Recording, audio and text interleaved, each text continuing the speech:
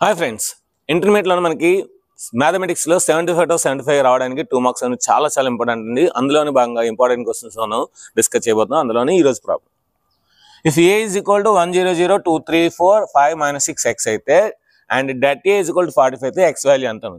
చాలా ఇంపార్టెంట్ అండి, ఇది గ్యారెంటీగా వస్తుంది. సో మనకి ఏమి ఇచ్చాడో రాద్దాం. సో గివెన్ దట్ ఏమి ఇచ్చాడు మనకి, det A determinant of A is equal to 45 ఇచ్చాడు. సో డిటర్మినెంట్ ఏంటంటే ఇదే కదా.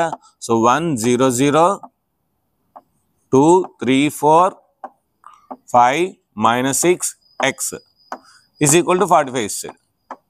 సో మనకి డిటర్మినెంట్ అంటే ఏంటి, సో ఈ వాల్యూ 1 తీసుకొని సో ఇదంతా మనం వదిలేసి AD minus BC. So 3 into x minus into minus plus అయిపోద్ది 6 into 4 minus 0 into anything 0.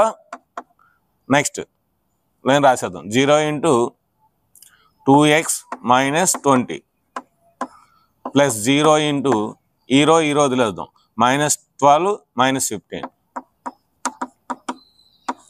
Is equal to 45. So 3x 6 4s అంతా 24, 0 into anything 0 into anything 0 is equal to 45. So 3x is equal to ఈ 24 ఎట్స్ వెళ్తే ఏమవుద్ది, -24 అవుద్ది. కనుక 45 - 24. So 3x is equal to 21 అవుతుంది. x is equal to 21/3.